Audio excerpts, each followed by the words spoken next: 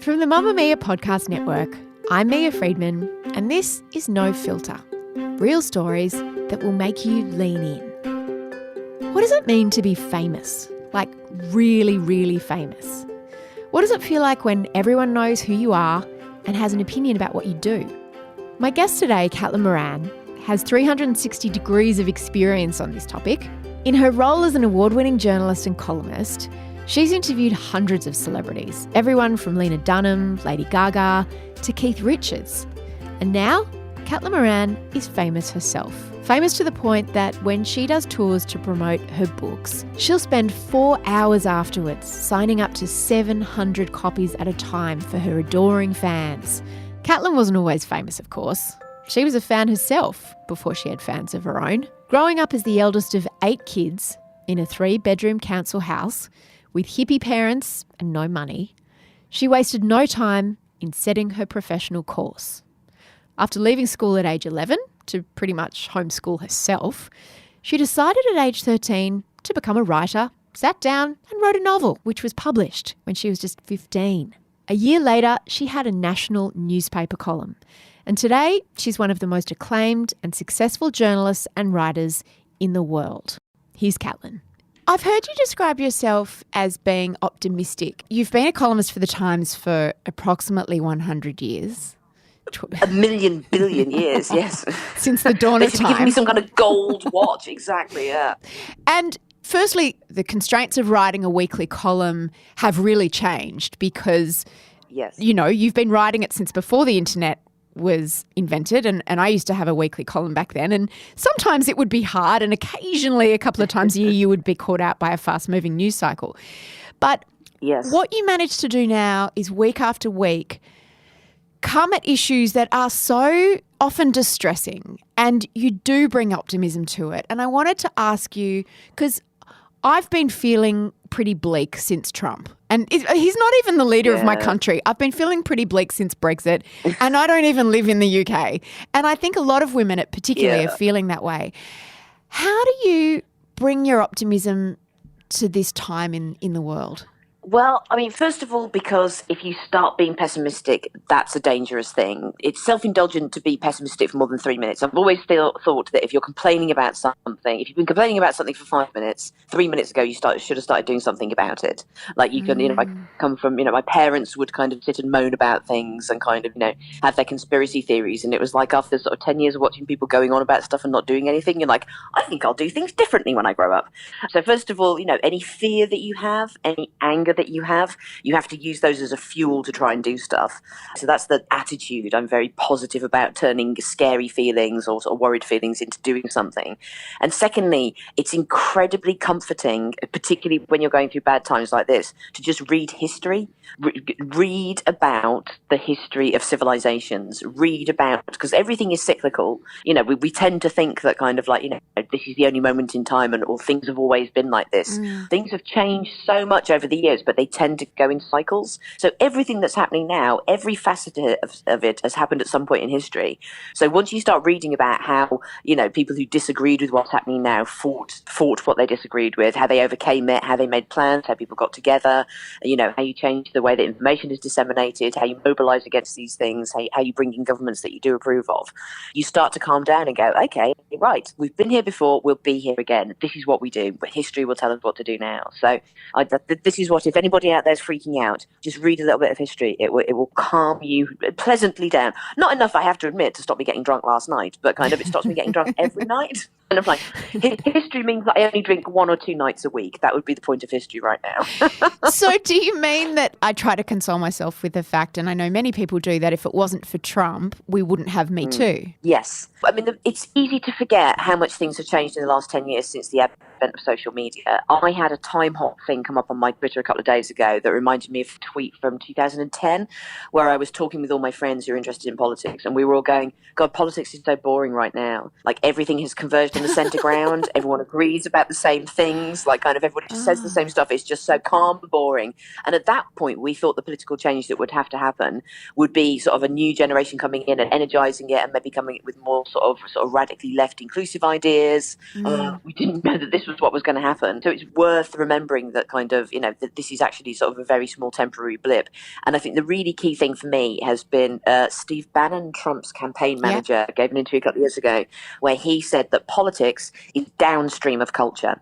So culture comes first and culture influences politics, which straight away means that not all of us are involved in politics, but we're all involved in culture. Everything we say, everything we wear, everything we buy, everywhere we go, every opinion that we express on social media is part of the culture. So we can be part of changing that.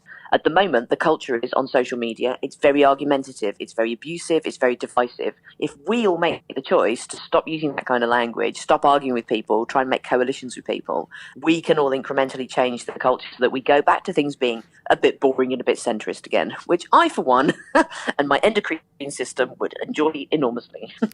And I mean, you of course, you walk your talk. Like when there was the massive refugee crisis and the little boy washed up on the beach, you and your husband dropped everything and got a Crowded House song re-released. To raise money. I learned a lot. Well, that was the first time that I've done. I've always done stuff for charity, but that was the first time we'd actually done a thing, like tried to have a project going, and we learned enormous about it. So there was a Crowded House song that hadn't been released called "Help Is Coming," which seemed like it's such a beautiful song. And so we contacted Neil and asked him if he would be okay with us releasing it with a single. And then we got an amazing documentary maker to make an incredible video to go with it. And then I'm kind of friends a bit with Benedict Cumberbatch. So I got him to read this brilliant poem by Warshan Shire called Home is the Mouth of a Shark, which is about being a refugee. And then he went on, he was in Hamlet at the time in the West End in London. And every night after he'd performed Hamlet, he would come on stage and read his poem out loud to the audience and pass the bucket round. And then every theatre in the West End started doing this as well. So we ended up raising, I think, sort of like £500,000 or £750,000, which is not a bad sum, but the amount of organisation that took, and it was still so little, really started to make me see how much energy you have to put into affecting big change, and made me respect anybody who does anything now. It's sort of very easy for you to sort of sneer at anyone who's trying to do something or kind of get something together, but my God, it's really hard to do a thing. But then what you say as well is that with politics being downstream of culture, you're such a prolific creator and impactor of culture that do you see, I see your work as being upstream. Oh yeah, totally. Still to like a small group, but a group that's usually not served. Like kind of, I'm very aware. I tend not to think about sort of like, but how great I am. I was going back and reading my diaries from when I was between 18 and 25. And the tone in which I'm writing then, I can see that it's really influenced by the tone of all writing to women or by women at that time. And it's still very self-critical and kind of quite joyless. It sort of doesn't have a sense of sort of moral certainty or kind of what you should be doing in the world. And I've worked so hard to make sure, because the voice in your diary is your inner voice, it's the voice in your head. And my inner voice then was so much more critical, and I've worked so hard over the years to make my voice more joyful and positive and to be nice to myself. So that's what I try and do in my writing, so that hopefully any girls, when they are between 18 and 25, maybe they could have as their default voice in their head me or my way of thinking, which is more joyful or more positive than most writing that that you're given at that age. Really, of all the things that I want my writing to be, it is to be useful and to make women feel happy about themselves and just stop giving themselves such a hard time, and to be amused by themselves, to think they're fantastic, to think, yes, I can change things. Yeah, I use your writing that way because I jumped onto Twitter around the same time that you did, when Twitter really was fun. Well, it was lovely, wasn't it? That was the good days, man. We were all trying to make each other laugh and trying to impress each other and be clever and witty. And then, of course, it's so different now, and we've both seen, as women in the public eye and just as women, we've seen the tone of discourse change so much. And I found that I, as a writer myself, got very affected by that sense of constant outrage and constant sniping, and you kind of, it seeps into you. How have you shut it out? Well, I mean, I don't want to get too tinfoil hat about this, but like, I mean, I think that was done deliberately because when at that point in Twitter's history, it was very notably dominated by funny women. Yeah. And suddenly, out of nowhere, feminism was really on the rise. Like, kind of like there was a couple, I don't know if you remember, but for a couple of years, feminism was so huge. It was everywhere. It was all about Yeah. positive, funny feminism. Yeah. It seemed really unstoppable. It was totally empowering women and in a really joyful new way that Yeah. was kind of like very simple and straightforward and like, okay, women are going to be able to do this now.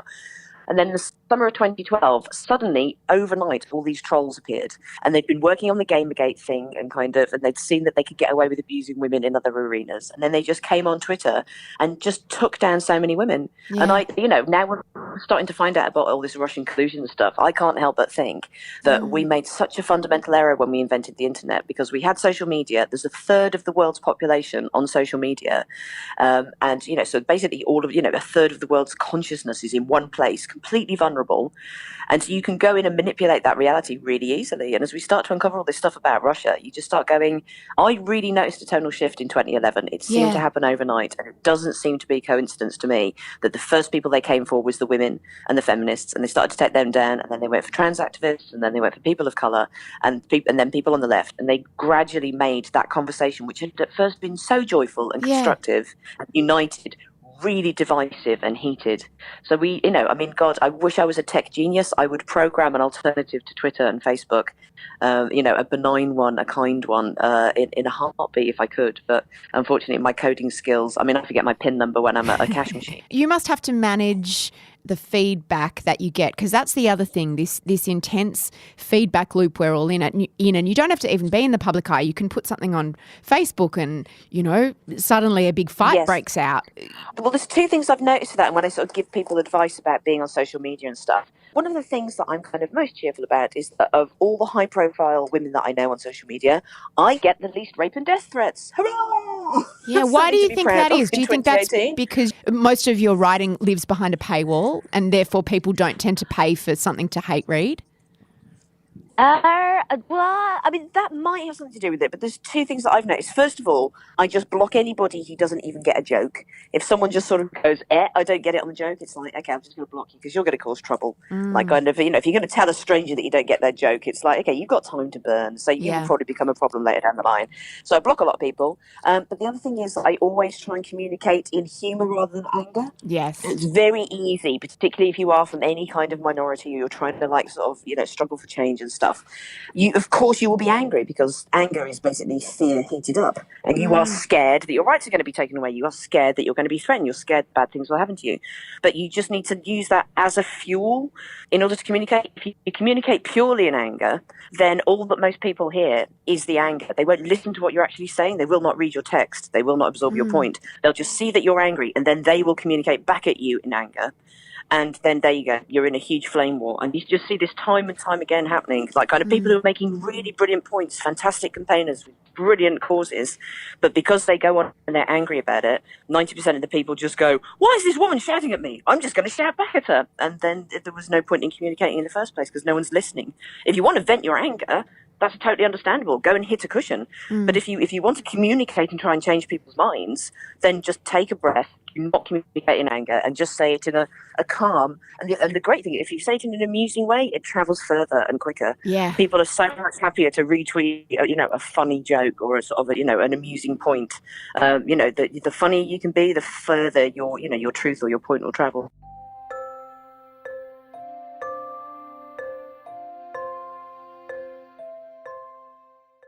One of the main themes in your book, How to Be Famous, is around bad sex and what's the line between bad sex and, would you say, abuse, I guess. And that's something obviously we've all been struggling with since the dawn of time, but more overtly since we were born as women, since Harvey Weinstein. Now, as I was reading your book, I was thinking, I was trying to do the maths and go, hang on, when did she write this? It was before me too. I know. It was crazy.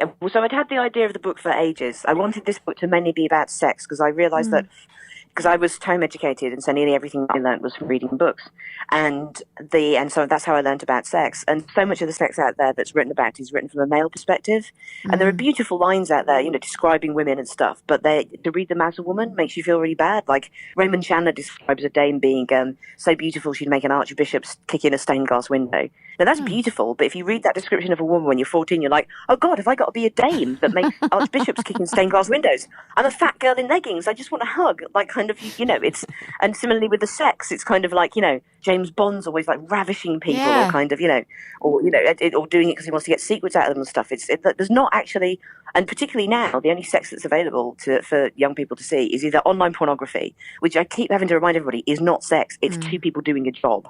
So that isn't sex. Or 50 Shades of Grey, I think, is an awful sexual template for young girls to have, and really scary. Like, I don't want to think when I'm 15 that in a couple of years' time I'm going to be being whipped. Like, kind of, that's not nice. Could we start with a cuddle, maybe? Exactly, yeah. Let's chat baked potato, watch a Crowded House video. That's a great start to the day. So I wanted to write a book about lots of sex and 3 different kinds of sex. So first of all, there's a scene where she takes the virginity of one of her friends, because I think really odd in popular culture that we always see men taking girls' virginity. Yes. That's a really, usually the first shag you have as a girl is the one that you're most worried about, you're scared about, it hurts, blood, you're terrified of getting pregnant, even though you've made him put on 2 condoms and come in the bathroom in a sleeping bag. That's a fraught shag. But when a woman takes a man's virginity, there's nothing to lose there really. That's going to be fun.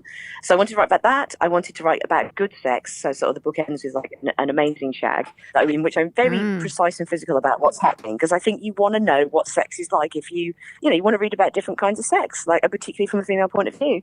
And the third one, which drives the plot, is right at the very beginning.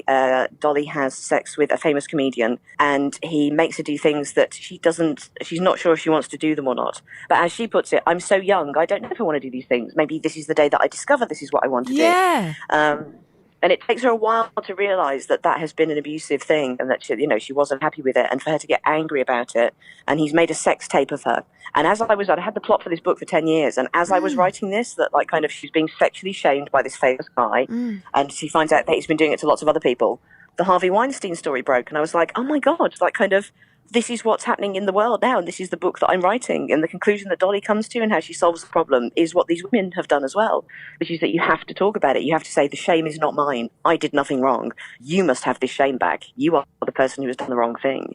But, for years, the presumption has been that, if a woman is abused, she has to keep that secret. She is damaged. She is shamed. It becomes her responsibility, which is crazy. This is, it's amazing we're having this global conversation about this now, but, it's also extraordinary that it's taken this long for us to have that conversation. The ending, which I won't give away, was unlike – I didn't see it coming. Of all the different ways it was going to resolve that situation of her being sexually shamed, I didn't see that coming, and which was so masterful in terms of plot. But Dolly, the heroine of this book and your first novel as well, she's very wise beyond her years. Yes. And as you say, she doesn't know at the time what the sex is. And it's only with the wisdom of hindsight and then also talking to other people that they say, hey, hang on, that's not right. How much of sex do you think we have, or how much of sex do you look back on and go, how much can we look back through the eyes of what we know now as adult women and say...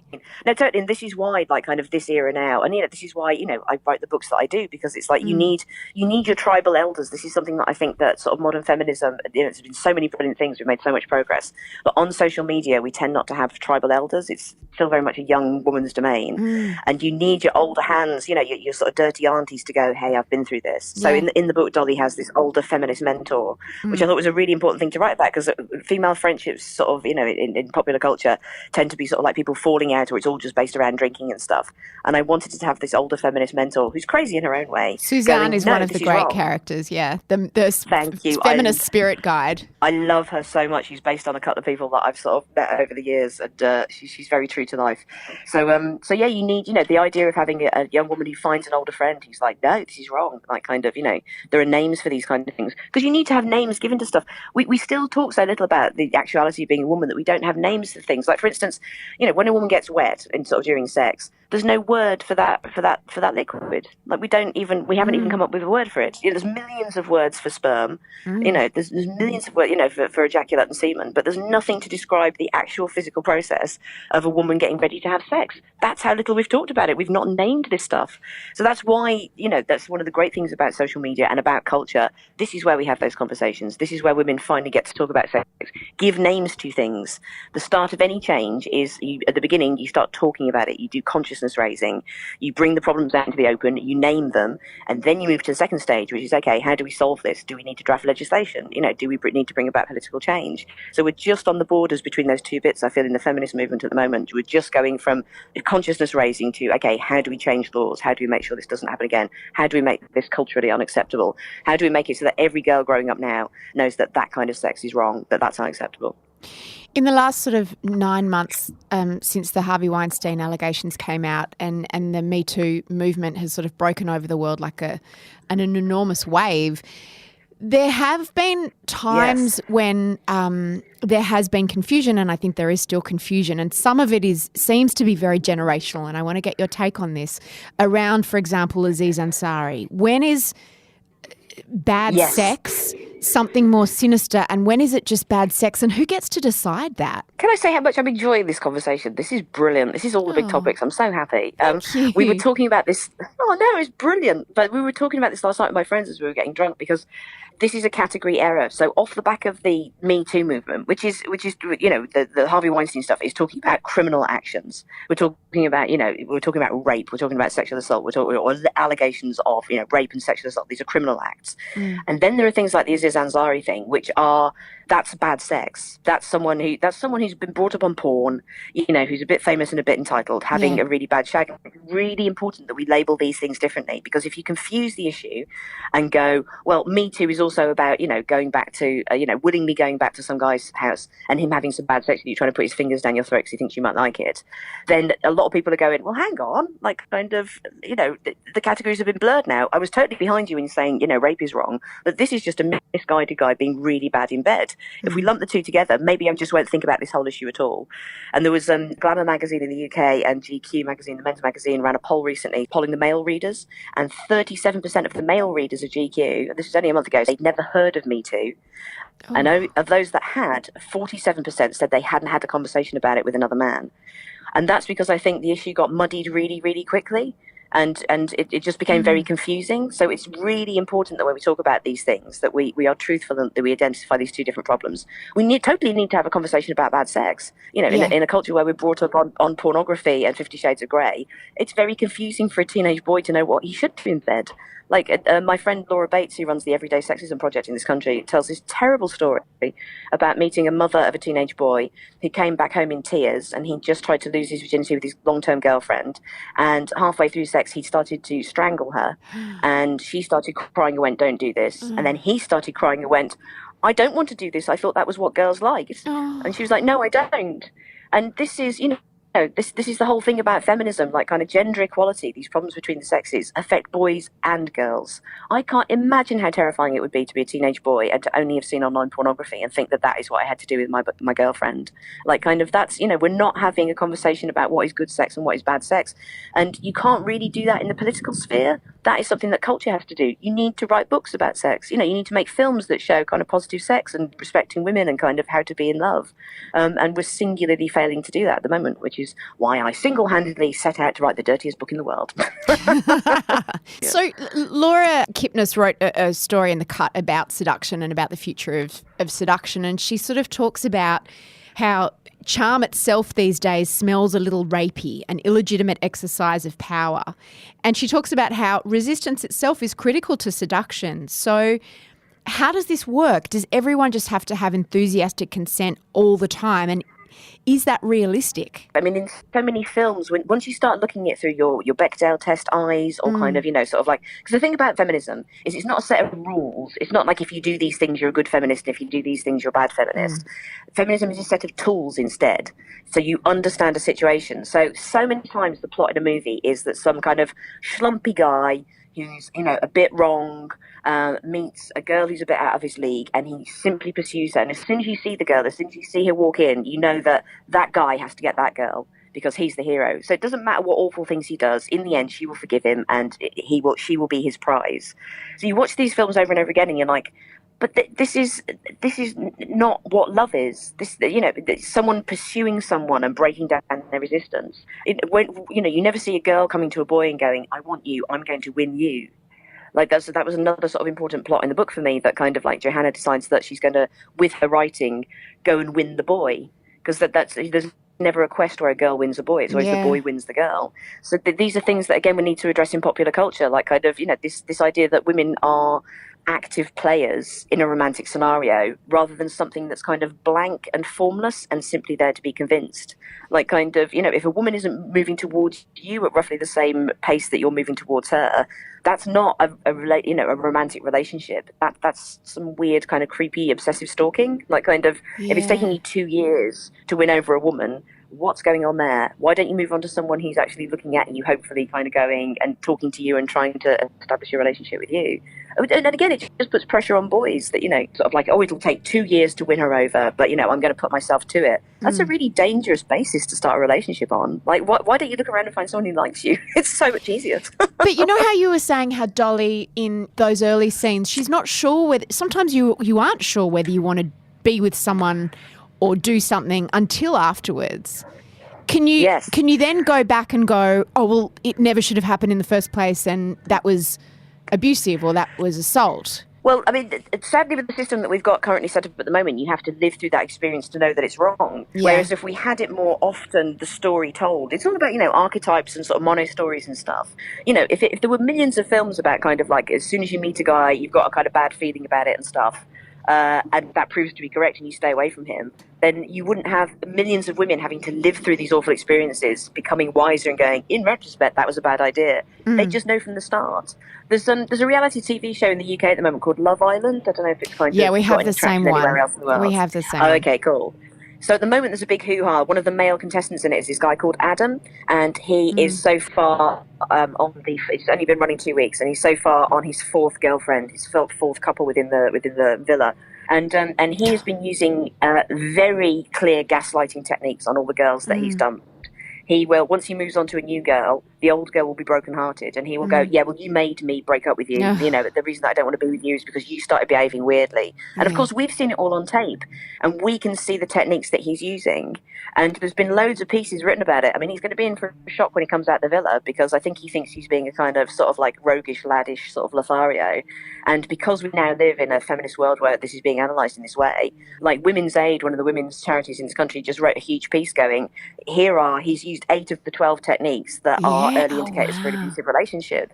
And this is why I love watching this TV show with my kids, even though, like, often there are people kind of, giving each other hand jobs under the duvet. I sit there with my 2 teenage girls and I can go, even expressions, there are certain expressions a guy can do, and you go, if you ever see a man look at you like this, he's a wrong one, walk away. You don't even need to kiss him to know he's a bad person. You don't even need to go in a relationship with him. If a man is looking at you like this and saying these kind of things to you, you just walk away. No good will ever come of it. So I mean, even though people say it's a really trashy kind of exploitative TV show, I think oddly, Love Island in our country at the moment is doing more to inform women about bad relationships and avoid abusive situations than a dozen, editorials in magazines or newspapers or anything that you could say in Parliament, because it's popular culture. It's gone straight to the heart of the matter, and we're in a culture now where that can be discussed by feminists and go, no, this is abusive behaviour. So this is another reason why I'm optimistic. Even trashy TV is helping us learn. I felt that way about the Aziz Ansari situation as well. My daughter's 12 and I discussed it with her, and I thought that it was really one of the most interesting parts of it is this idea of why it's so inexplicably difficult for a woman to get up and leave a guy's apartment when she doesn't like his vibe. I mean, this is why, although I wish that we'd been clear in our categories earlier when we started discussing the Aziz Ansari thing, because so often it got lumped in with the Me Too thing, and I think that was really unhelpful. But there were a lot of pieces that explained, because loads of people were going, well, why didn't she just leave the apartment straight away when it started getting weird? And it's like, well, because The primary operative for most women is fear. We are trying to minimize any chance of there being conflict. So, to stand up immediately and go, I'm going to leave, that can often provoke violence in a man. So, we have to sort of, carefully working out how we're going to leave. You kind of have to play out a situation. You have to sometimes seem a bit pliant or go along with something for a while before you can pick your right moment to escape. Where there won't be danger. So again, the conversations we've had around it have been really, really useful. I just think it's very unfortunate that from the very beginning we said that it was ever lumped in with Me Too. I wrote a column about this and said that basically the Aziz Ansari thing is where we're talking about bad sex, and what we really need to do is have a website that's like TripAdvisor called Dick Advisor, where we talk about bad shags and sort of rate them out of 10. And it can just be a bit more lighthearted and and very firm about the fact that this isn't criminal. This is just a bad dig.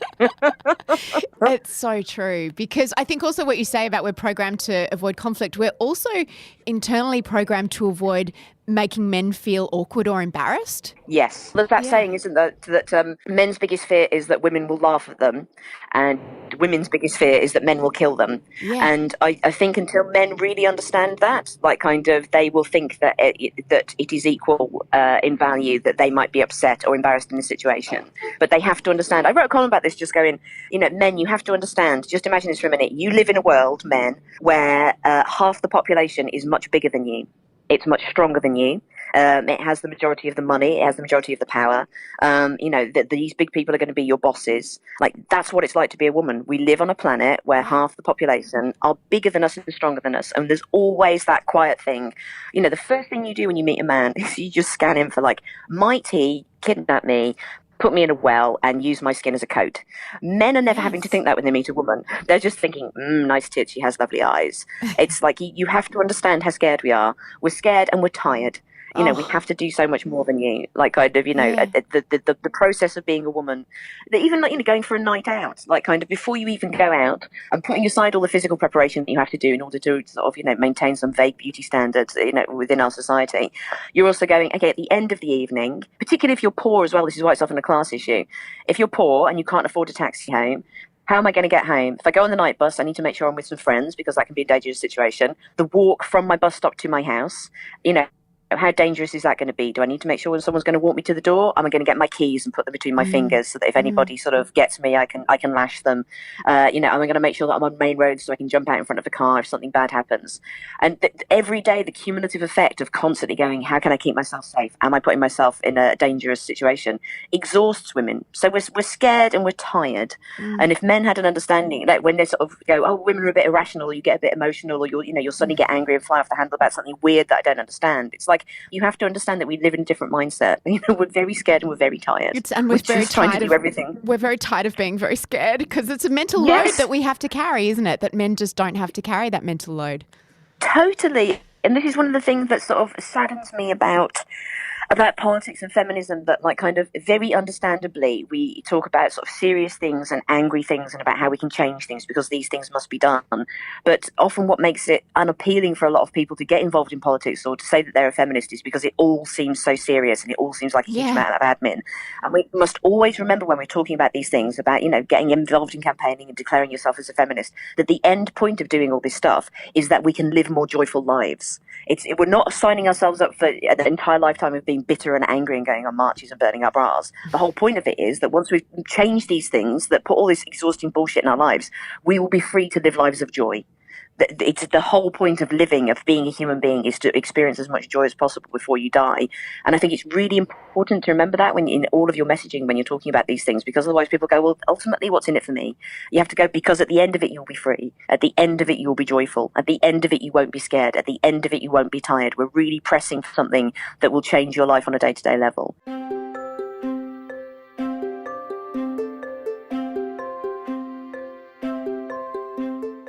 Your book is called How to Be Famous, and fame is just such a wonderful theme that you explore very much from the inside, because you have watched fame up close and personal as a journalist and as a music journalist, and then you've interviewed many, many famous people, and now you've crossed over into your own fame. So your insight into it is pretty unique. I wanted to ask you about, there's a great part in there where Dolly talks about how famous people, she says, they are generally godless children, badly parented, bullied, friendless, odd. Then they become famous and they start talking and they never stop. They are suddenly, God help them, authority figures to people just a couple of years younger than them. They're constantly asked for opinions and advice. People stop telling them things. They stop learning. They go unquestioned. You have seen a lot of career trajectories, I imagine. You've watched people go from the start of fame. What have you learnt by watching that from the outside? Well, there's a truism about celebrity that you tend to get sort of stalled or locked at the age you were when you first got famous, mentally and emotionally. So you sort of notice it particularly in sort of child stars and stars who became famous as teenagers. They sort of never grow up. They have that kind of Peter Pan thing, because at the point where you become famous, I mean, I've seen this, there's like one particularly, there's one pop star that I'm thinking of, I won't name names, who was in a boy band, he got really famous, and he's still very much sort of in the, he's a brilliant and funny person, but he's still very much sort of locked in the age that he was when he first got famous. And you can see why that happens. Like, I've been around him when he's playing like a massive stadium gig and he's going to go out in front of 60,000 people and he's ill, he's got flu, he's tired, he's very emotional. And, if he was your child, you would say to him, you shouldn't go on stage tonight. Tonight could be the night that breaks you. But instead, the rock doctors turn up and they give him a massive injection of vitamins. In other scenarios, so a dealer might go up to you and just go, here, just take some coke, it'll get you on stage. And, you have to go out on stage because hundreds of people's employment rests on you going on stage that night. You can't afford the insurance to pay out everybody's ticket refunds. And there are 60,000 people out in that venue who've travelled there. Some of them are in hotels, they've got babysitters. You can never fail. You must always carry on. You're not allowed to be frail or to break. And if you've always been famous, then you live in a world where it's like, don't upset the artist. You can never go and tell him the truth because he might just go, well, I'm not going to go on stage tonight, and suddenly everybody's unemployed. So you can never upset the artist. You can never be truthful with the artist. You just have to keep them kind of pliant and always ready to go out on stage. And that's a damaging and awful thing to watch. Like, kind of, you often feel like sort of taking these celebrities and just releasing them back into the wild, like kind of some dolphin that's been at SeaWorld for 20 years and just kind of like Free Willy. Run, go and have a normal life for a while. The other weird thing about fame is that, like, fame doesn't change you, it changes the people around you. And I wrote an essay about this recently, that kind of like, there is no such thing as being famous. Like, kind of, that I had to do a photo shoot recently for the book, and to illustrate it, they were like, okay, we'll photograph you being famous. And then we had to have a 3-hour discussion going, well, how would you do that? How can you pictorially represent fame? And in the end, I had to dress up as other famous women, like Marilyn Monroe and Audrey Hepburn and stuff. Because fame isn't something that you can see. It's not something that you do day to day. What fame is like a weird spore or bacteria that infects the brains of people who know who you are, and they behave oddly around you. So, like, kind of, a famous person walks into a room, you're still just the normal person you were, but everyone in the room suddenly, like, when you see a fame, you must have seen it, when a famous person walks in the room changes. Suddenly they are the center of gravity. They sit down at a chair, and within 5 minutes there'll be like a kind of circle of people around them, and then like a queue of people hovering around them, like a kind of planes waiting to land at an airport, waiting for their moment to go over and talk to the famous person. Because the famous person has power. And often it's the only kind of, you're like very unlikely to meet a billionaire or a prime minister, but there are so many famous people that you might meet a famous person and you're thinking, this could be my chance to do something. They have some power. If I give them my record or my book, or I talk to them about my problem, they might be able to help me. And we sort of give them these roles in our heads of saviors, like kind of, if I was, and even people who've known famous people for a really long time do this. A friend of mine recently became friends with a very, very famous, incredibly rich rock star, and was talking about how great he was and how lovely he was. And then after 5 minutes, one of my friends leant forward and went, yeah, but have you asked him if he can have £1 million? And we all laughed. And then he went, but he really could just give you £1 million, couldn't he? I mean, you wouldn't even notice it. He could just give you £1 million. You must be thinking that every time you see him. Why don't you just give me £1 million? And it's true. Do you think that, have you noticed that fame affects men differently to women? Well, yes. I mean, I think women often, because we're still so underrepresented and stuff, it's immediately assumed that you will get involved in campaigning. You'll be a kind of better person, basically. You can't just go and be a mad artist. You can't just go and enjoy your fame and shag around and take some drugs and be a rock star or a famous person. It's presumed that you'll be speaking up for all women. And also you have to represent all women still. Like, kind of, someone like Lena Dunham breaks my heart. Yeah. I interviewed her on stage a couple of years ago, and all the prep that I did, I love her show. I've watched all her stuff. I knew about her anyway, but I was like, okay, I'll do my proper research and prep before I interview her. And so it's just pages and pages and days of all the controversies that she's been involved in, the charities that she's worked for, the things that she's said, the mistakes that she's made. And I sort of put together all my questions. And then about an hour before I went on stage, I looked down and went, my God, these are all everything here is about like rape and FGM and controversies and kind of Republicans saying they wanted to kill her and kind of her support of Planned Parenthood. Yeah. She's a comedian. She writes funny shows. She's really funny. She's a funny person who's trying to do good. Yes, she makes mistakes, but my God, if you only read about Lena Dunham and you'd never seen anything she did, you'd think she was just this kind of she-devil controversialist trying to both bring down America, which is what the sort of the right think of her, but on the left, someone who's been so problematic so many times that she's just shit and no one should ever talk about her again. It's like she's just a really funny person who's reinvented TV. That show, Girls, so many people will have watched that and gone, oh my God, now I know I can make a TV show. You've invented a new thing there about talking about the truth of being someone. That has inspired me. There's a way now that I see that I can talk about, my life and my experiences. I want to make a show like that. So in the end, I scrapped all the questions and I was just like, let's just have fun for an hour and a half. And we ended up talking about serious things as well, but it was like the pressure that's on her. And at one point I said to her, do you sometimes feel bitter about the difference between your fame as a woman and the fame of men who are your contemporaries? And she said, yes. Recently, I was at the South by Southwest Festival in America, and I'd spent all day on panels talking about FGM and Planned Parenthood and fundraising and all this kind of stuff. And I got to the airport and I was really drained. I'd spent the whole evening talking to rape survivors and stuff and trying to see what I could do for them and trying to help them and taking emails and stuff. And I got to the airport and a very famous peer of mine, who is a man, went past me on the back of one of those golf buggies they have at airports, really drunk, wearing a sombrero. And I was like, you bastard. That's the difference between being a woman and being a man. Yeah, if she'd worn a sombrero, it would be like Lena Dunham must apologise for cultural appropriation. Cultural appropriation, exactly. Yeah. And the rest of it. She came here and she didn't meet anyone. She didn't talk to her fans. She didn't do all this. So there is this presumption that you will automatically be good and that you will represent all women. And that was one of the things that really broke my heart about Lena, when she was constantly, accused of sort of like white feminism and kind of like not being representative and stuff. It's like, yes, we need to have a conversation about the representation of people of colour, but like she's not the right person to do it because this is very clearly a sitcom about spoilt white girls that is semi-autobiographical. Yeah. She is talking about her own experience and it's about awful white women. That's the point of that show. And secondly, you completely misunderstand the power structure of TV, and culture in general. If you're picking on the person who's making a TV show and saying they have to make a difference, they're at the end of a very long process. They don't have any power. They're having to go around and ask people for money to make their shows. If you want to affect a change, instead of tweeting Lena Dunham 500 times, find the names of all the network controllers in the US and email them and go, why do you not have any people of color who are network controllers? How many CEOs have you got who are of color? Put them in the boardroom, give them the power. Don't, there's no point in like having to go at like the famous liberal girl who's trying to make a sitcom about spoiled white bitches. Like kind of, that's not where the change is going to happen, dudes.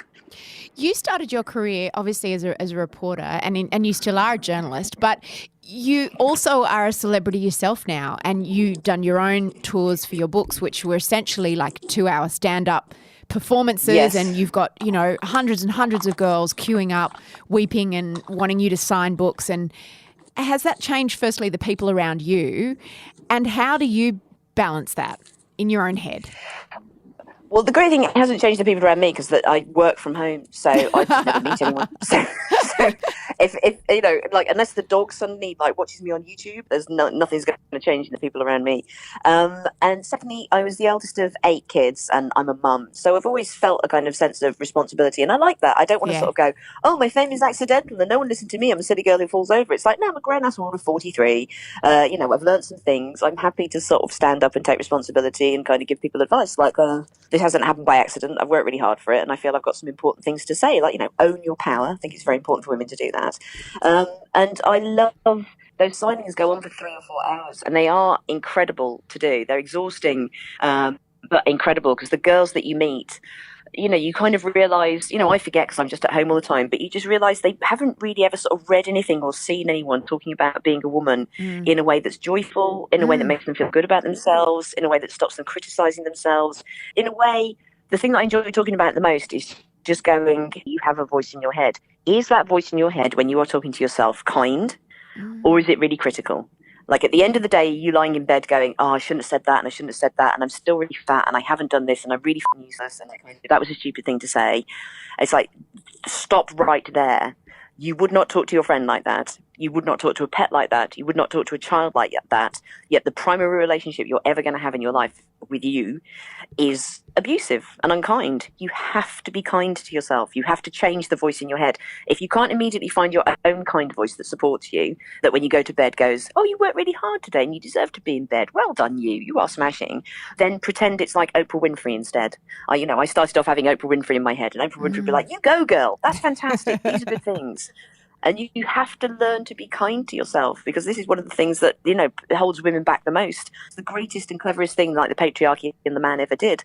Like, women already wake up semi-defeated because the voice in their head is being horrible. They don't even need to have someone shouting, oi, Tits McGee, when they walk down the street. They're already picking themselves apart. And at the point where most women start loving themselves and feeling positive about themselves and have a cheerleading voice in their heads going, you're amazing, that's when we'll really start to be able to make a change. Because, frankly, it's a miracle that women have been able to do what they have done already, given how critical they are of themselves, often how self-loathing they are, or this presumption they've got that, like, maybe in 10 years I'll be a good person. In 10 years I'll have finally got the body I want. That's when my life will begin. And I used to think like that. I used to think, only when I'm thin will my life begin. I'm 43, I'm halfway through it. I'm always going to have this arse. I've accepted it. I'm happy with it.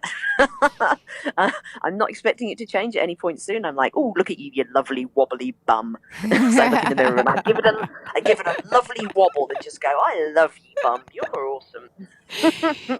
Your book and so much of your writing, the last book as well, is very much almost a passionate love letter and a passionate defense of teenage girls in equal measure. Yes. You talk about how no respect is often given to artists, whether they're male or female, who have young female fans. They're sort of derided as mad fans or teeny boppers or little girls wetting their knickers. And you talk about the Beatles. Tell me about how the Beatles is such a living example of that. Well, it seems great. This happened because I was sort of in London when Britpop happened. And so for the years before, there'd been kind of like quite a small, brilliant sort of alternative underground indie music scene. And these are all the guys that I knew, the bands that I knew. And then when Britpop came along, quite a few of those bands had sort of became poppier and had big pop hits. And so many of them and got huge teenage audiences. Suddenly the gigs were like full of teenage girls, and so many of them seemed revolted by and rebelled against the fact they had teenage girls. They were kind of, first of all, they were teased about it by sort of older male critics and kind of male fans, just kind of like, oh, you're singing for girls now. And a lot of them rebelled against it and then went on, sort of would talk about it kind of like, oh yeah, no, like kind of, our audience has changed a bit, yeah, sorry, it looks like we sold out. And then they went on and recorded kind of like difficult experimental albums to try and put the girls off. Like they would genuinely prefer to play to 50 men with their arms folded standing at the back of a gig going, that was a lovely chord modulation, than they would to have 10,000 screaming girls giving all their love and heart and energy to this band. And this seemed crazy to me because these were the kind of rock purists who would sort of go, oh, I don't like having teenage fans, like the next album's going to be, we'll probably lose them with the next album, it's a bit too clever. But these would always be people who would go on about how much they love the Beatles, who they are the pinnacle of having, massive girl fans. Like the Beatles were made on the fact that girls love them. The Beatles were really female. Like in many ways, the Beatles were the first female rock band. Like they grew their hair long like girls. They wore pointy, uncomfortable shoes like girls. When you watch the dynamic of the Beatles together, it's like girls on a night out. They're all teasing each other. They're combing each other's hair. They're like kind of having pillow fights in a bed. The women they went on and married, like kind of John went on and married a single mother performance artist from Japan. Paul went on and married a single mother from America with her own career. Like kind of, they didn't marry the kind of simpering girls that you're supposed to marry if you're a rock star. They were brilliant feminists in their bones. They wanted strong, equal women. They performed to women. They understood women's love.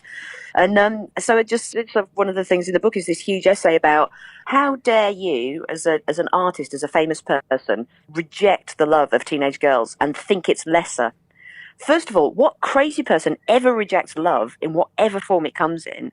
And secondly, how can you think, for you to think that in some way your credibility has been ruined by girls loving you, that's that's in the bone sexism, guys. Like that's terrible misogyny for you to think that a girl loving you makes you lesser.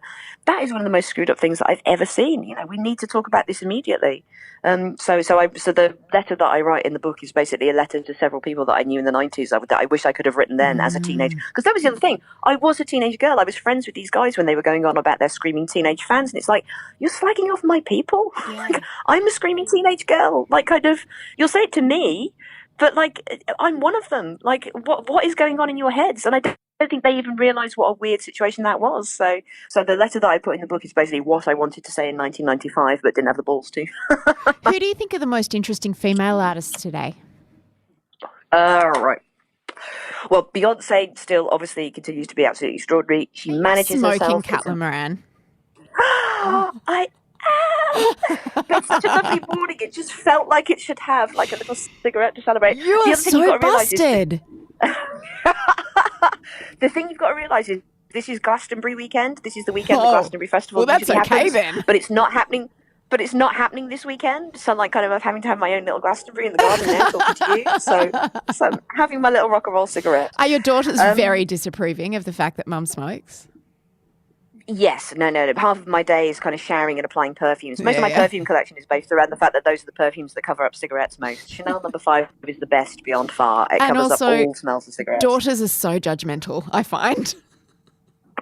Oh, God, totally. No, I love it. I remember you basically turn into kind of like a disapproving nun between the ages of about 11 and 15, just kind of like just standing there going, well, you look like a state. What do you think this is? I love their nun phase. They're like the angry mother superior in The Sound of Music, just kind of like, every time you laugh, they're just kind of like, well, that's not a... But then, I challenge them quite harshly. I do naked yoga in my bedroom and they'll often come in and just scream and run out again. So, I kind of brought it on myself. I had a hangover a couple of weeks ago and my daughter, who's 12, was just scandalised. She thought it was hilarious, but she was also just incredibly disapproving.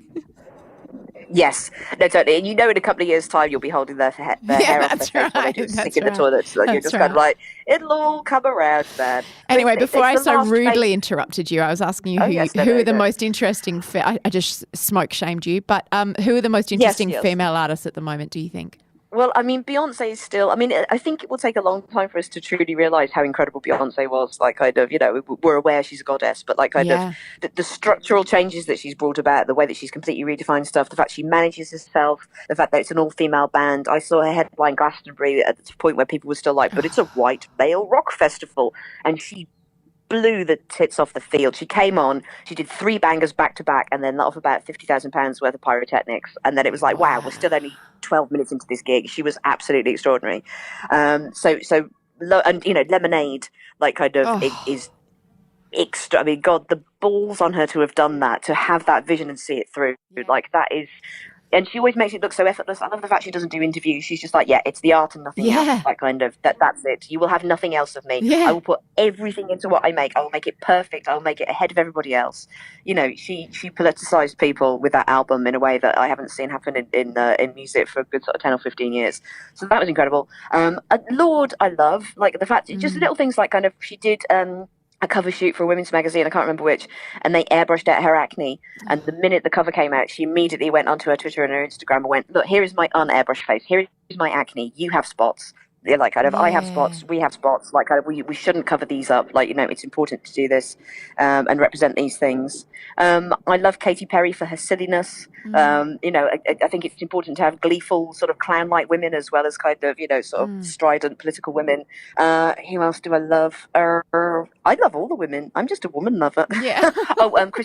Christina and the Queens. I don't know if they're like a thing over there, no, but like she's this amazing French. She's amazing. I would urge everybody to go on YouTube right now and look at Christina and the Queen. She's this brilliant, I think she's about my age, from France. She just dresses in these brilliant sharp suits. She makes this brilliant kind of sort of post-disco kind of funk pop.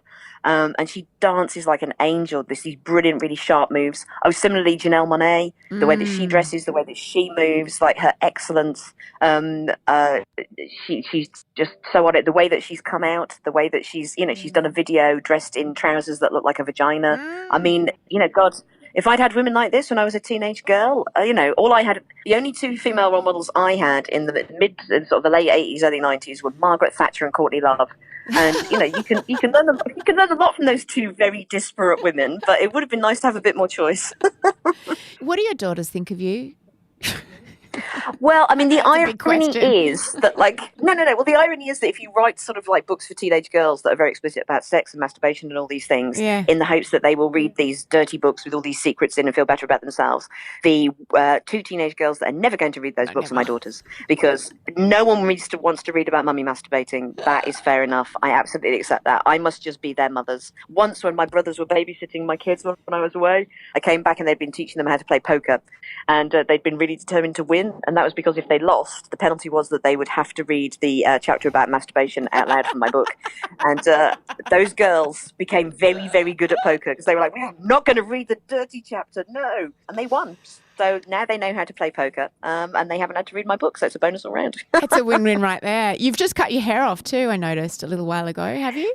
Yes, I'm loving it. Well, I've discovered recently, I'm on a quest to just really love my body before I die. I think it's like one of the big quests for women. Yeah. And I found that cold water swimming is amazing for it because it's so visceral and you're so proud of your body for being able to do it, and it really chills you out and it gets you really high.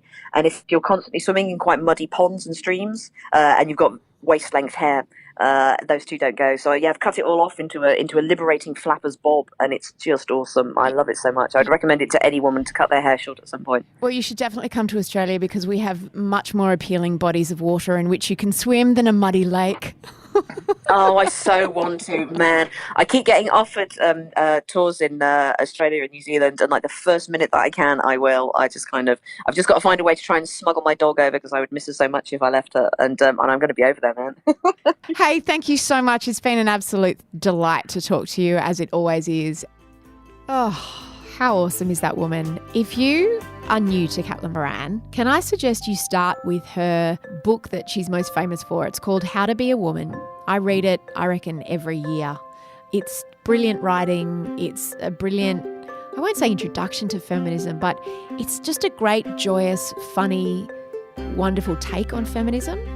And then her first novel was called How to Build a Girl, which I just also absolutely love. That's the one that's just about to be made into a film. And her new novel, How to Be Famous, which is the second in that trilogy, you can buy that at any good bookstore or at apple.co/Mamma Mia. No Filter is produced by Eliza Ratliff. I'm Mia Friedman, and I will see you at the homepage, mammamia.com.au.